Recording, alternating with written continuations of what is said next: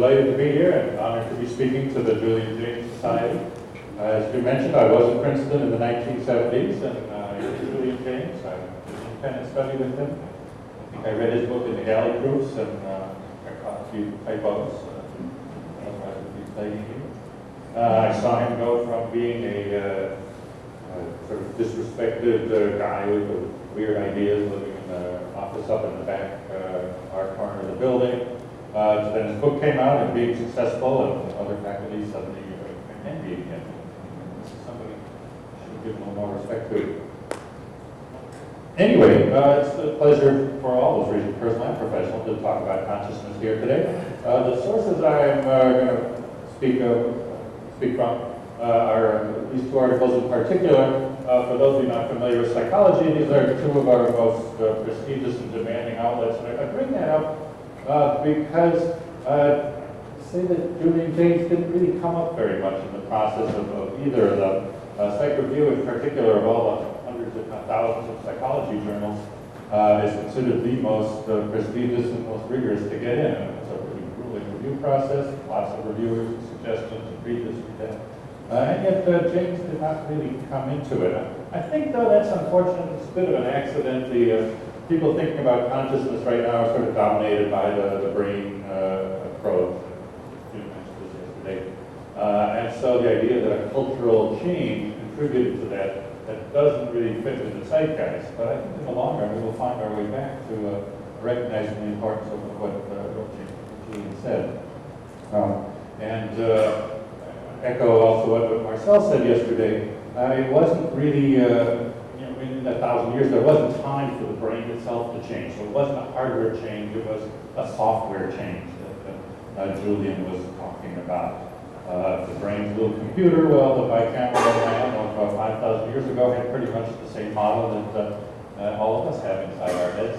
But the operating system might have changed substantially, and culture couldn't be do that. All right, professor, what is consciousness useful for? What does it actually do? Why do we have it? Clearly consciousness is one of the defining traits that makes us human. It's fundamental to our subjective experience of ourselves. But does it do anything other than that? Does it have causal impact? Does it indeed guide our behavior, change what we do? To approach this, almost all theories of consciousness have to distinguish at least two different levels or kinds or aspects, although they argue about whether these should be called levels or kinds or aspects.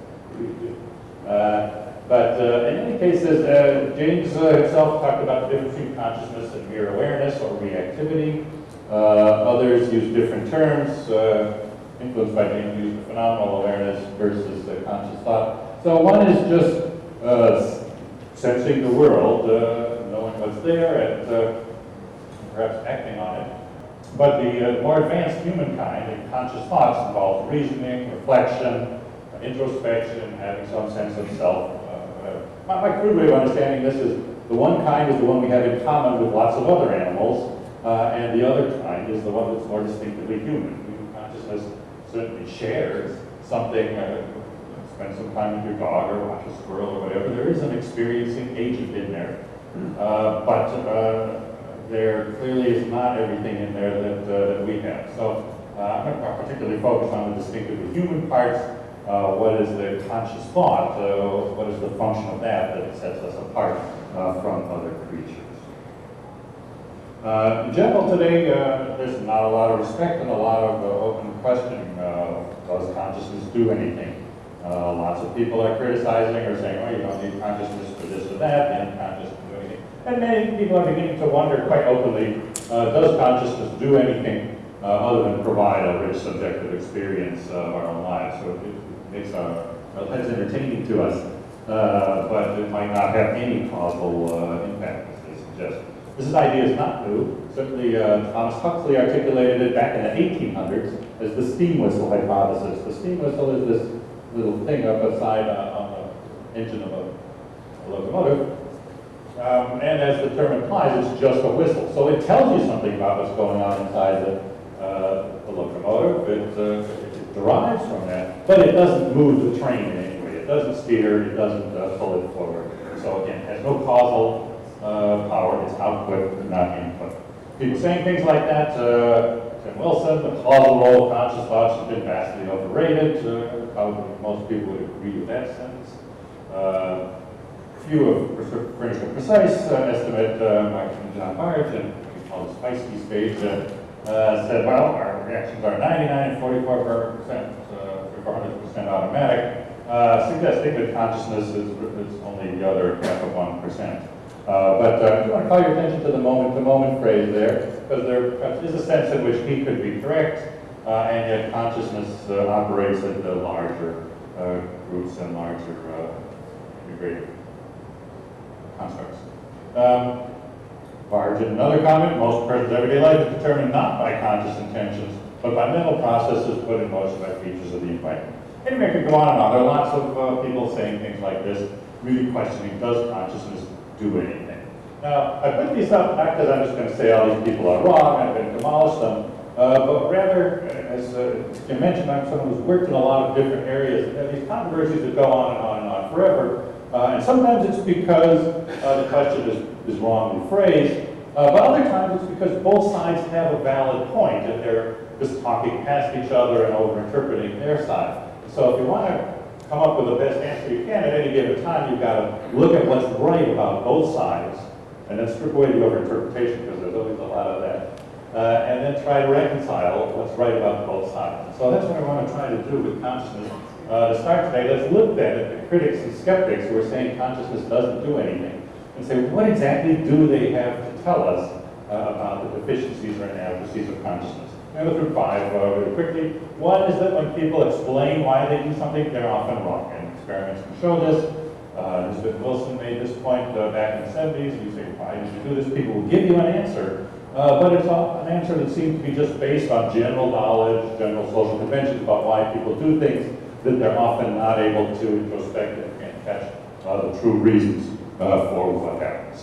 So that's been, the extent of that's been disputed, but certainly it happens to some extent. So consciousness doesn't know everything that's happening inside itself.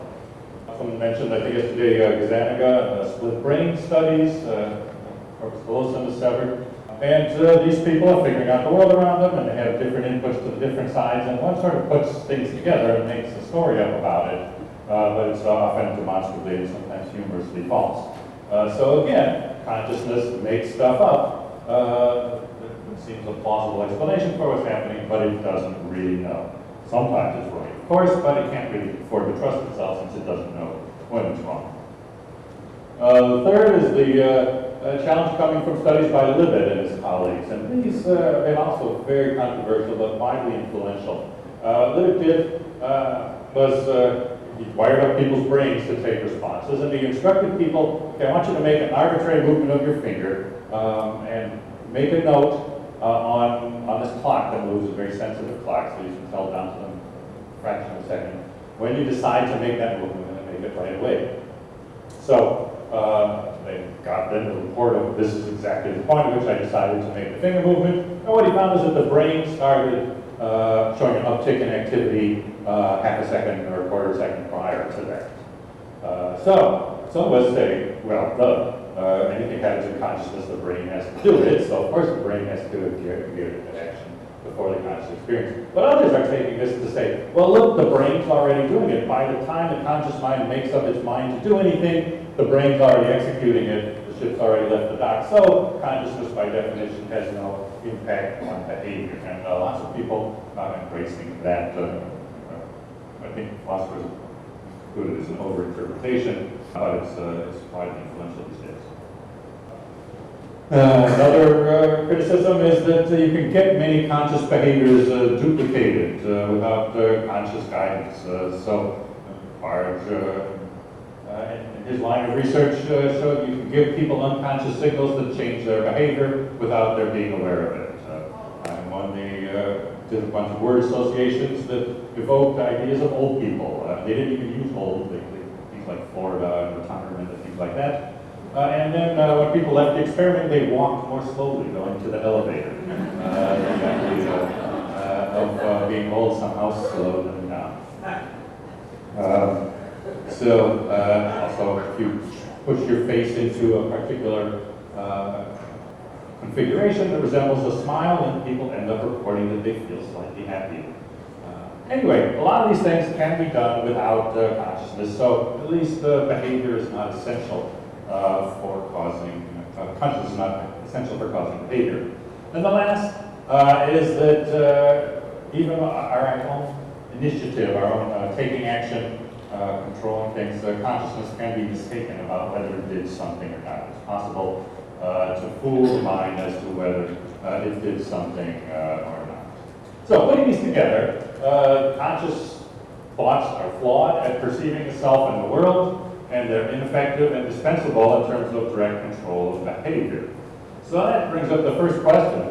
Well, what the heck is it for? Why do we have consciousness if it's not that great at either controlling behavior or understanding self in the world?